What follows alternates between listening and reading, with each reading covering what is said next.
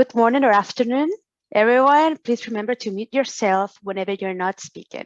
All slides and links referenced in this webinar will be sent out as we normally do every month, along with the recording and all the PowerPoint presentations and resources in the monthly edition of the Light Center PD2Go newsletter.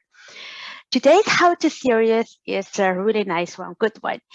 And it will not only discuss the importance of differentiated instruction as well as inclusive teaching practices in order to truly meet your students' needs, but will also dig into different strategies for differentiation and inclusion, as well as the tools to identify when we need to differentiate our instruction and how to create our own inclusive strategies. This afternoon, Dr. Mary Broden, Integrative Studies Faculty Coordinator and Faculty Senate Vice President, will be facilitating this session. Dr. Broden holds an EDD in Curriculum, Teaching, Learning, and Leading. She also holds a Master's of Art in English degree, a Master of Art in Art History degree, and a Bachelor of Art in Art History degree. So thanks, Professor Broden, for facilitating today's workshop, and the floor is yours. Thank you. So today we're going to be covering differentiated instruction and inclusive teaching strategies in higher education as the follow-up to the why component, I believe about 2 weeks ago. And today we're really going to kind of dig into the how we do this. So the learning outcome for today's session is for all of you participating to recognize and evaluate a differentiated and inclusive teaching strategy.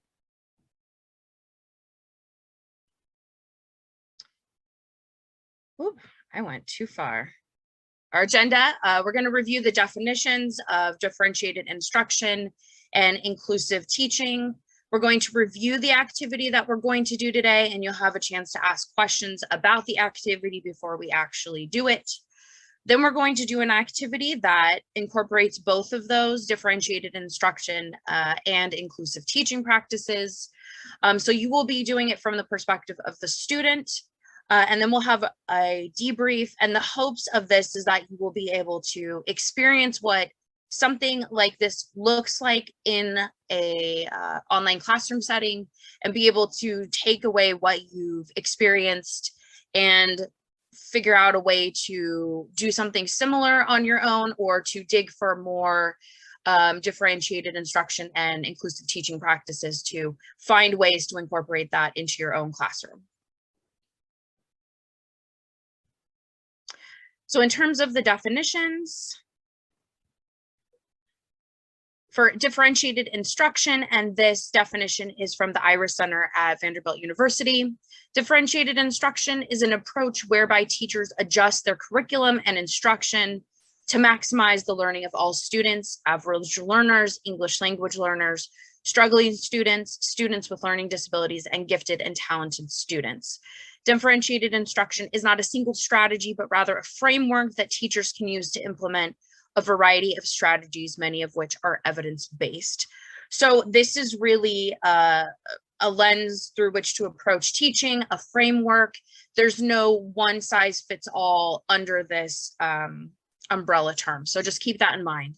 And the same with the next term that we're going to look at. So this definition for inclusive teaching comes from the Harriet W. Sheridan Center for Teaching and Learning at Brown University.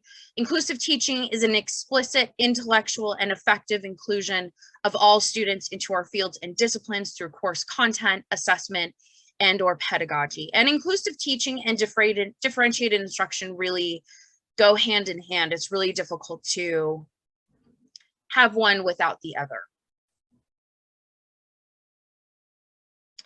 So we're going to review the activity, which is going to take up the majority of the time today. So I just titled the activity, What is Inclusion? So in small groups, you are going to find an artifact that explains or represents what inclusion is. What you're going to do in your group, first, you're going to define inclusion for your group. What does it mean to you? You can look up a definition of it. You can come up with your own definition. You just want to make sure that you do this in a timely fashion. And then after you have defined inclusion as a group, you're going to find an artifact. And this can be an article, a short video, or a song that represents your group's definition of inclusion. And the artifact can be in any language. So in terms of an article, we're representing something that can be read, a short video, something that can be watched, but also can be read in terms of the transcript, or a song, something that can be heard and also read. And the point of offering a variety of artifact options is to be able to be inclusive and differentiated in our instruction. So depending on preference or experience with the English language or potential accessibility issues, this kind of helps to bridge the gap for students.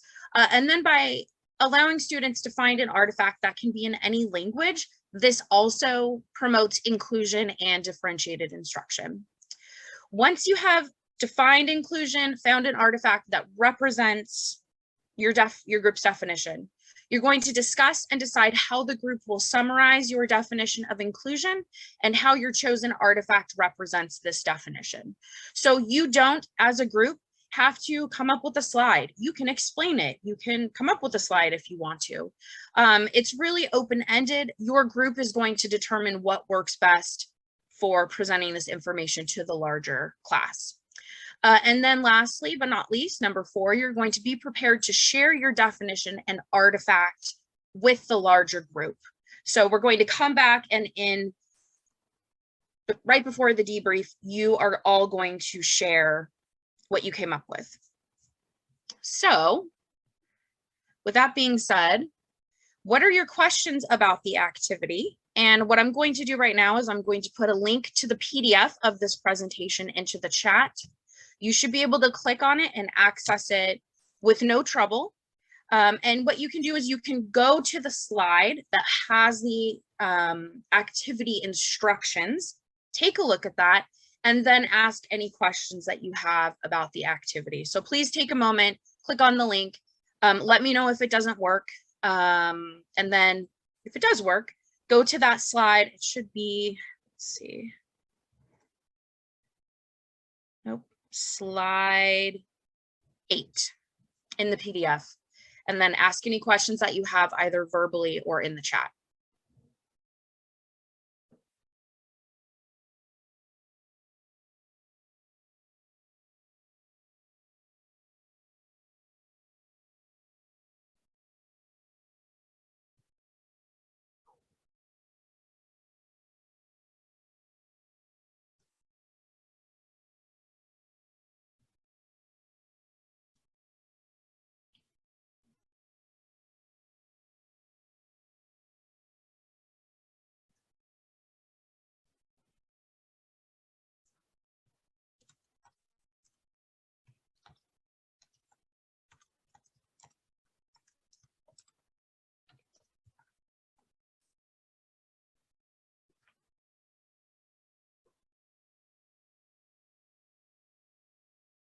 All right, what are your questions about the activity before we get started?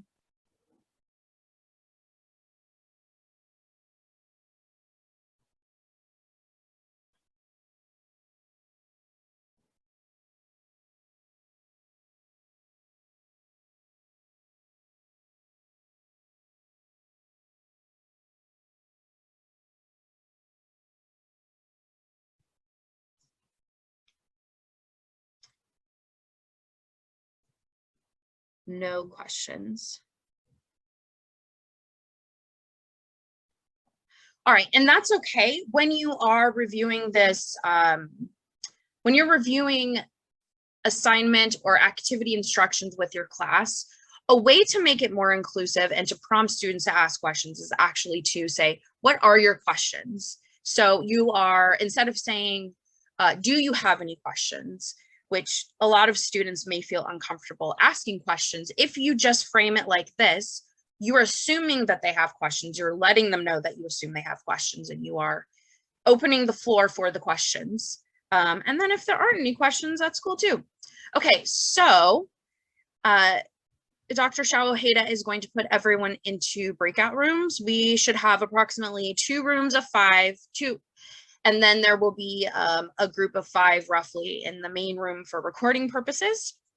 As I was hoping, I want to give groups about 10 minutes to do this. So once everyone is in their rooms, you will have about 10 minutes to define your inclusive teaching practice, or sorry, to define what inclusion means to your group, find your artifact, and then discuss how to share it with the larger group when you come back.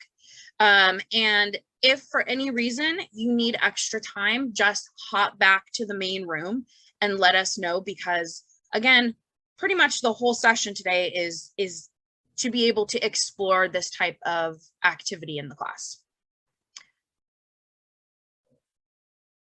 Okay, I just opened the rooms and I left one group in the main room. Professor Nelson, you have a question? Just really quick. So when we're thinking about inclusion, it's wide open the gamut how we want to kind of take this. Yes. Okay. All right. Absolutely. Thank you. Good question. Thank you.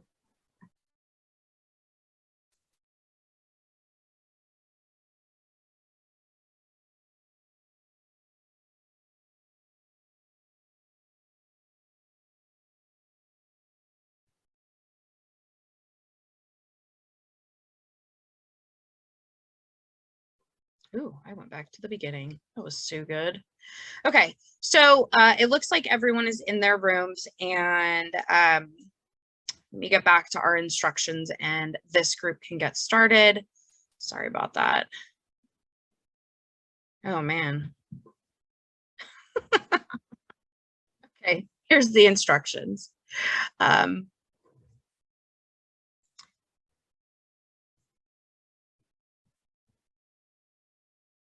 So main room, you can get started. Okay, so I just, thinking about the time constraints here, I was thinking maybe the circle that the United Nations uses would be a really good way to show global inclusion of all nations and cultures. Are you familiar with that group?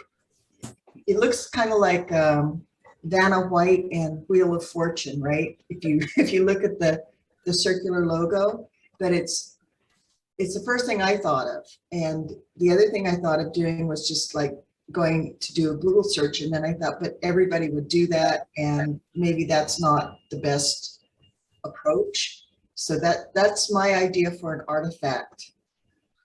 And then a song might be, We the People, Save the Planet. I mean, those are maybe too popular and trite, but along those lines. So you're thinking more along the terms of going broad, just kind of an umbrella of including all folks, all different experiences of life, and then how we can kind of just bring everyone together under that type of kind of a musical experience, so to speak. Yeah, exactly. Because, we don't know who is in this fictional group. So that would be my thought would be start out very broad and, find, and yes, you said exactly what I was saying. So I'm interested. So we've got what Dr. Crow and Dr. McCoy in here, and you guys teach in the College of Business, which of course is now my business. So I was just one of the things that we're working on right now is as maybe it's come through is emphasizing diversity, equity, and inclusion in College of Business curriculum. So if you were to like take a lesson, that you've taught recently, how would you take one of the things that you showed in class or gave the students and make it inclusive and accessible according to these definitions? Is it already? And if it's not, how would you change it?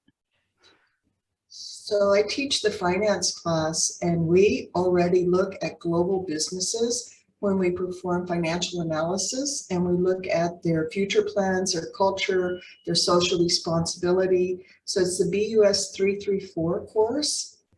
But I could think after this of how to maybe place a little more colorful emphasis on that idea, but the bones of it are there. Okay, so like I think this is really more granular. So let's think about like what's a class activity that you gave them recently? Well, choose a publicly traded company and review their financial statements, because it is it's a quantitative finance course. Mhm. And then also the worksheet includes questions about their culture and social responsibility and who the stockholders are and what's in the news. So I know that's broad stroke, but it does provide a framework if we wanted to bring in an activity, such as, within a specific market, maybe expand on the outreach to different communities like Target. This came up, someone says, they've really emphasized the Black suppliers, and they're trying to extend their outreach to the market. And, I thought it was a pretty good response to the question about social responsibility and ethics. Look at what the companies are doing.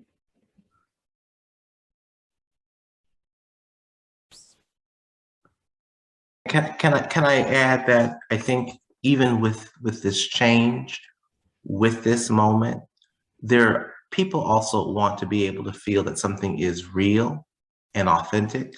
So I think in whatever ways that we can convey that, how do we know that people are not being performative, and how are they committing? So yes, you can change. You say, oh, we're representing any group, but how are we truly doing those things? And because people may have reservations about going along with things if they don't feel there's some genuineness in that, and kind of answering that piece, if I just can add. I couldn't agree more, and it raises the, it kind of could get us into a tangent. I'd love to discuss with you, if you're open to a discussion, a lot of the emotions that I have about, how do I appear authentic and genuine. If I make an effort to do so, then I've kind of not done it, okay, as opposed to how you live your life. And No. I think it's great, and maybe in a way, sometimes when we phrase things, that's maybe you're thinking about something one way and then it comes out another way. But I think sometimes maybe students or people will say, just because I've had conversations with friends or things. Well, how do we know that's true, or how do we know that's real about just because all these things that we're seeing?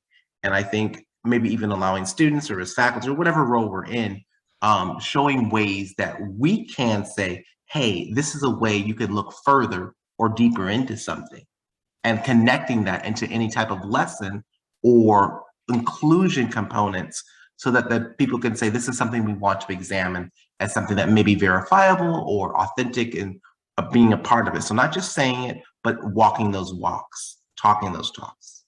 You said connecting, and for me, that's where the understanding begins, is when you can connect and communicate with another human being that's different than yourself, and have a genuine discussion, even if you're not right.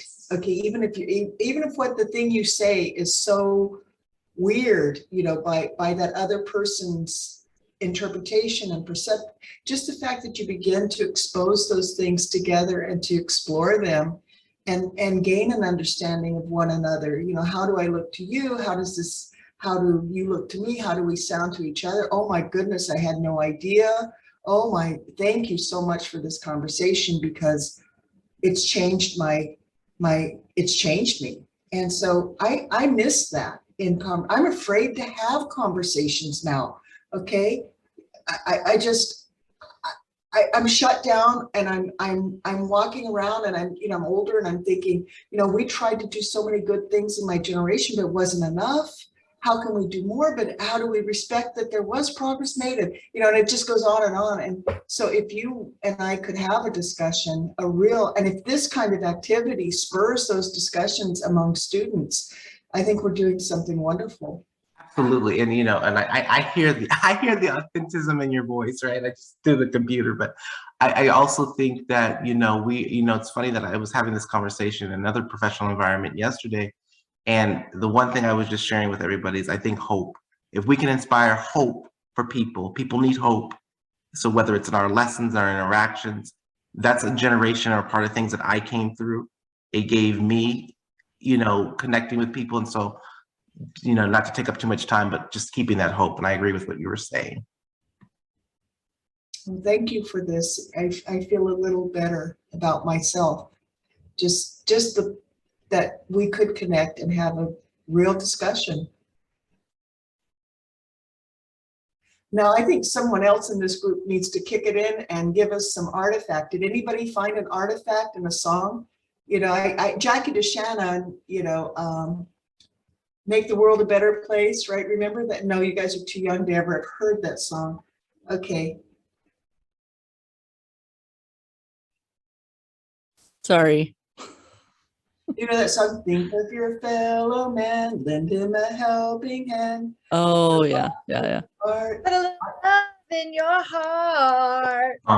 There's a famous song, I think it was back in the 80s. Now, I'm dating myself, but everyone held hands together. We are the world, we are the people. Now I know people, I'm dating myself. I'm gonna be quiet now.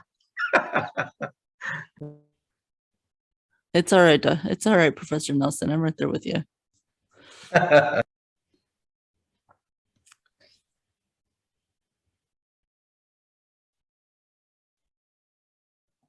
Interesting. Okay, so you guys need to decide on an artifact and decide how you guys will summarize your definition of inclusion and how your chosen artifact represents that definition, how you're going to share that with the larger group when we come back in a few minutes.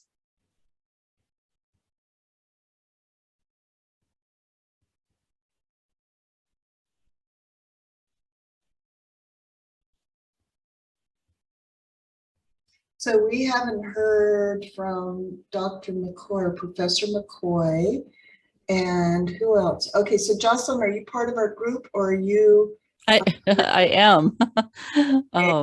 We have heard from you, but I think we need to hear from Professor McCoy and just bring it on home for us, maybe. And the Light Center, are you part of our group, or are you observing? I'm observing, but yeah, I can give my definition of inclusion. I think when we talk about inclusion in education, is every student feeling represented with the content taught, with the strategies used in the classroom, feeling like they fit, like they are heard, that they have a voice. An artifact, I actually thought of the We Are the World, We Are the Children song. That's the only thing I could think of. One interesting thing is that when we talk about inclusion, and you can Google it, you only get the rainbow flag. When we talk about inclusion, we talk way more about just sexual orientation or preferences. We're talking about learning styles. We're talking about, as Dr. Broden said at the beginning, gifted and talented students, and those who come from different cultures and different home languages. So it goes way beyond I found it very interesting that I was just Googling it, inclusion, diversity, and it's basically that, and it's way more than just sexual preferences and orientations. So I think that song might represent inclusion anyhow. If I were to do a non-song artifact, I might do a world map that did not have the United States at the middle. Like it would not have North America in the center. That's I don't know if you guys have seen those flipped maps. Yeah, I have. My kids take geography in school, Europe is on the left side So it's Mhm. like it looks bigger, and it Mhm. makes sense. It was the first time I saw it, and I was like, "Oh, really? Doesn't look like the same world to me," but it is. Mhm. And so that's a really good idea. So I have two videos. But videos tend to be a little longer and take up more time to try and show the entire group videos. But both of them are around music. One is a song where there's 1,000 people playing together, just to show how everybody like comes as one from all of these different places in this one experience, and it's very diverse. And then I have another video that is actually from Britain's Britain's Got Talent, I think it's what it's called. And it's this really like powerful way in which you say yes to others and how you build an experience. But I worry that the videos are just too long to show within a 45-minute professional development experience.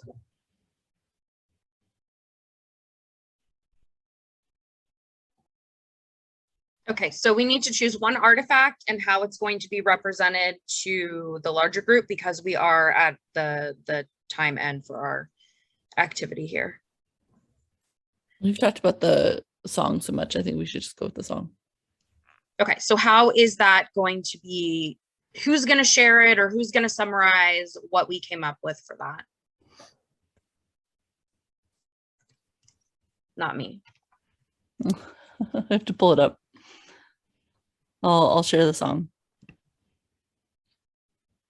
And which song is that? The We Are the World song.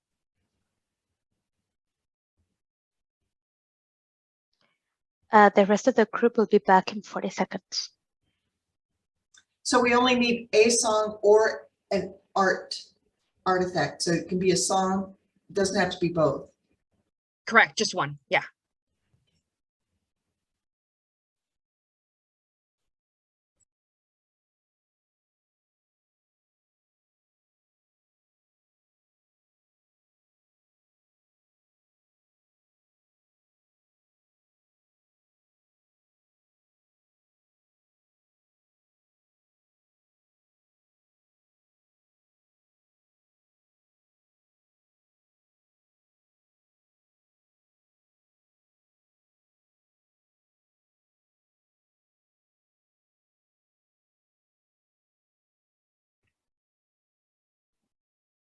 Okay, welcome back.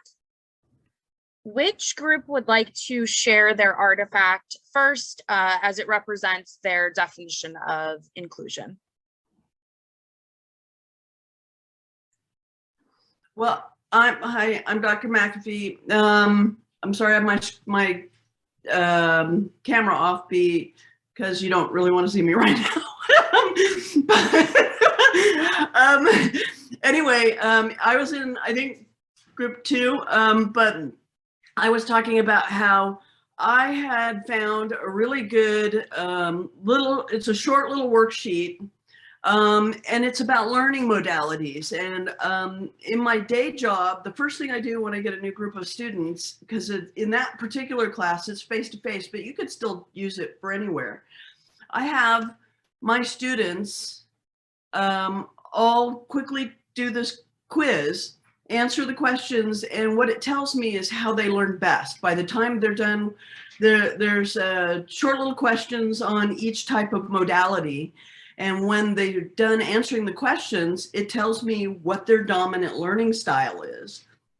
And then I can know and adjust up how I present my materials and work with each student based upon what their dominant learning style is. Are they a hands-on kinesthetic learner?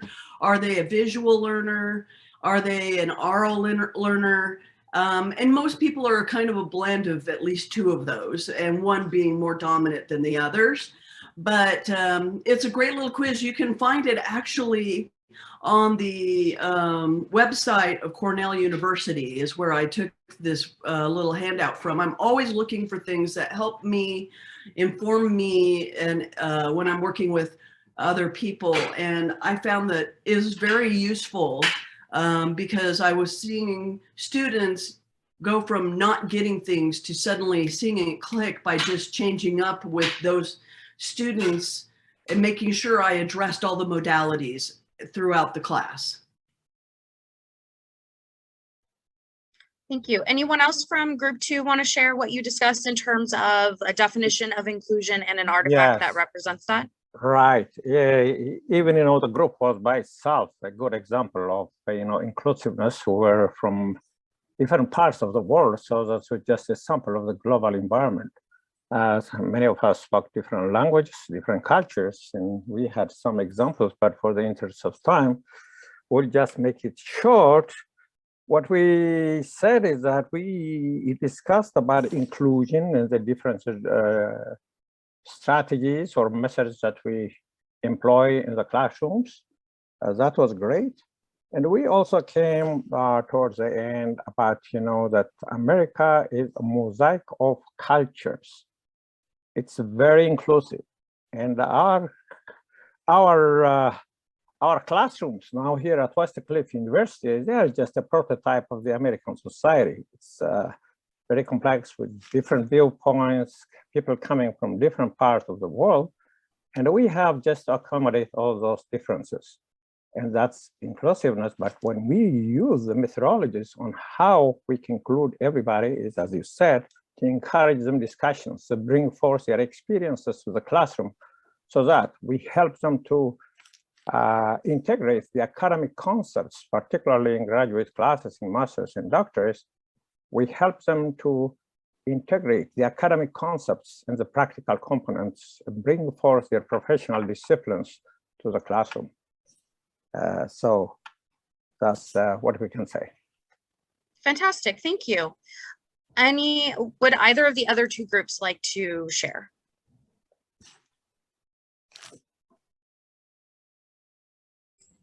All right, so we had a pretty good discussion that was broad and then became specific to the classroom, and the artifact we chose is the song "We Are the World," and we'll play a little bit of that for you now. Mary, do you want me to share my screen, or can I just play it through my computer microphone? You are free to share your screen.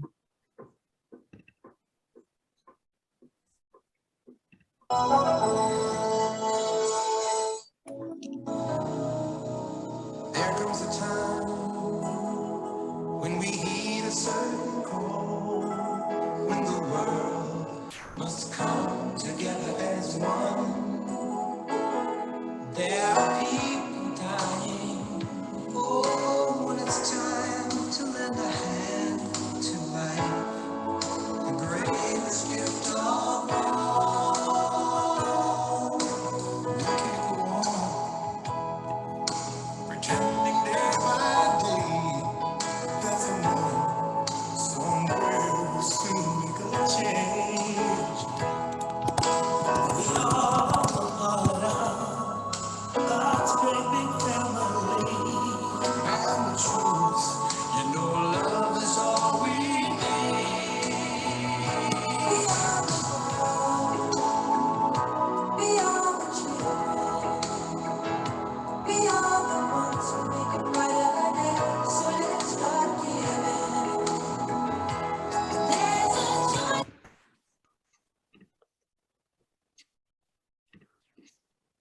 I mean, I think we all know the rest of the song. shout out to the 80s. That was a very nice reminiscence. Thank you. Would the other group like to share? Or did each group share? No, so for our team, we have a very in-depth and detailed conversation of our different understandings when we talk about inclusion. So we come up with kind of like I will say about like a 60% draft of our kind of like combined understanding.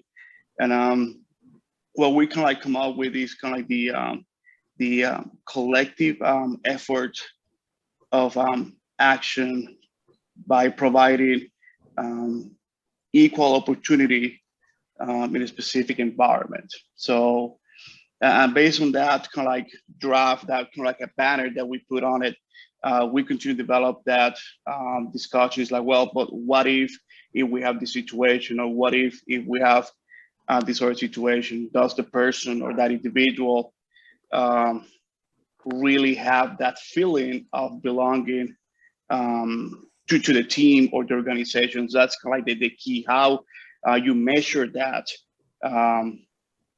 so you get that person to feel comfortable, that person to feel that sense of belonging, and as a consequence, start either way providing or be a key or critical element of the team as a whole organization. So we spend a lot of time over there, and then we'll get into the next kind of like what is going to be the artifact. That's when we start kind of the countdown for to come back to the main room. That's where we kind of start getting anxious about, like, oh my God, we got about 10 seconds to decide. So we kind of we left it halfway there. But I don't know if the other team members have anything else, but I think that's kind of like what wrap up everything on that. So, but we have a very, very good conversation that is kind of on those like 5 minutes. I don't know what time it was. It was like, oh my God, did you thought about that? Or it's like, oh, I mean, I think how do you include all those to make sure that you have the perfect balance? I think that's kind of like the perfect equilibrium on that regards. But thank you. Thank you. All right, so we are going to go ahead and move on to our debrief just in the interest of time. So for the debrief, I have a couple questions for you here. So the first question I want you to think about and answer, how did this activity relate to both differentiated instruction and inclusive teaching? And if you need to look at the definitions, you can pull up that link that I put in the chat. And actually, I'll just put it in the chat again so everyone has it.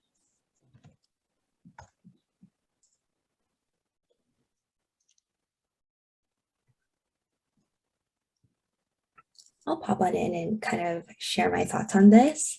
Yeah, I guess when it comes, what kind of like came up for me is I was thinking about, how, fostering inclusion and belonging, I feel like that is a community effort. I know within like the teaching space, between like kind of like professors and students already, there is a kind of like a power dynamic that exists in between. And so I think, especially with the professor holding, more power, more privilege, in a way, sometimes there can be this like there's this expectation of like responsibility for professors to, always be in charge of the space, to always manage the safety, to always, create opportunities. And yes, while I do believe that there is a level of responsibility on the faculty side, at the same time, at least how I incorporate within my teaching and kind of my own philosophy with teaching is that a classroom needs to be a co-created space. So that, again, more of that power dynamic is dismantled a little bit more, and that also students can also have autonomy and power within the learning space. And so that even includes, other students inviting other students' opinions in, or coming from like a place of curiosity. I believe that everyone has a role in this space to make it feel welcoming, to make it feel inclusive, and to like really meet everyone where they're at. Because I know that there are some students who, are just so excited and want to like, answer all the time. And there are some students who maybe are a little bit more introverted, or if anything, just very reflective. And sometimes they need to, be given the opportunity to, speak up a little bit more. but it's like really being able to like reach them in the ways that make sense to them, in the ways that feel safe and comfortable for them. And it's going to look different for everybody, which I also feel like is, kind of the professors and to really attune to that individuality piece, but also that kind of tricky balancing act of how can we co-create this together. And I think it also takes the pressure off the professor to feel like they have to do everything. But that's what a community is. It's not facilitated by one person. It's with everybody playing a role, in this space. Thank you. Yeah, I feel that, utilizing differentiated instructions or strategy is of paramount importance. If we look at it, we can treat it even as independent variable that affects even inclusiveness. And if we employ really well-designed strategies, approaches to teach the classroom, if we really know well our audience, which are our students, as we call it also the target market in marketing, that's a great success by itself. And what we are doing is that if we invite them to bring forth their experiences to the classroom, we are promoting inclusiveness. So by itself, they will be included in to share their views, their different perspectives, more important. And the difference makes a really great contribution to inclusiveness. We want to learn a variety of ideas. We love to have variety of food, and that's what they are telling us. And this food for thought would be of great importance to everyone, to every human, because we are at a higher level of study. You mentioned intellectuality earlier. It is true.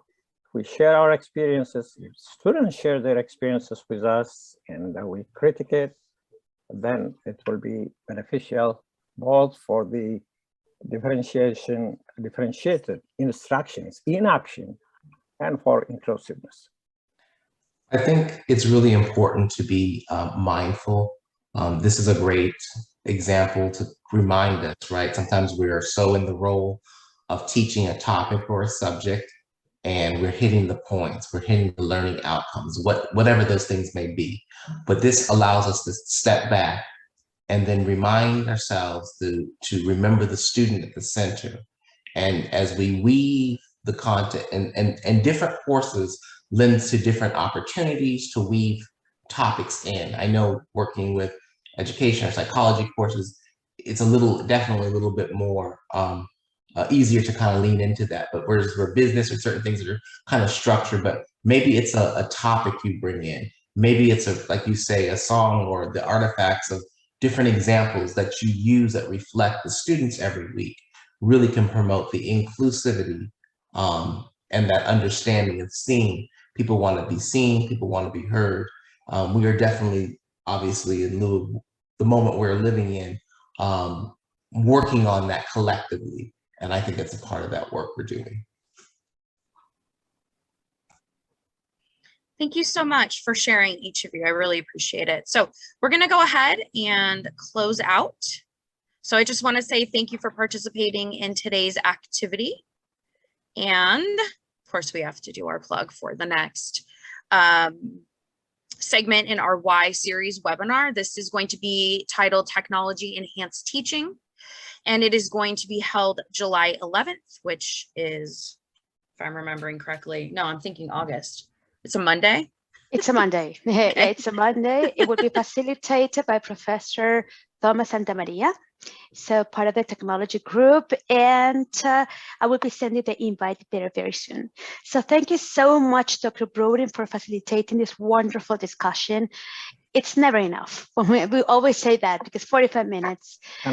Discussing these amazing topics, and there's so much to talk about, and that's why I want to invite you to join Spoke. We have amazing resources dealing with differentiation and inclusion in higher education. We opened a forum for you to discuss more on this, so please make use of the The resources and courses that we have on Spoke, they're optional, but they have been designed especially for you to enhance your teaching skills.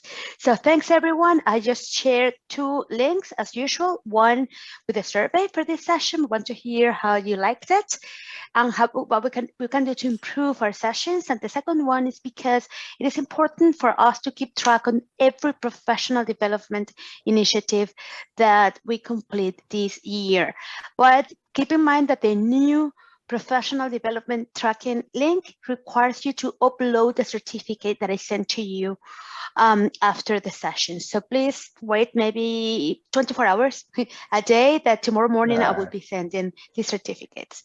So thanks everyone, and see you then on July the 11th. Can I add one point to that? Sure, Can you expand the breakout room meeting from 10 minutes to 15 minutes? We greatly enjoy it, but it took a little bit of time until we get together. So I would appreciate that. Sure. That's a really good idea. Okay. Thank you. Have a great day, everyone. Bye, everyone.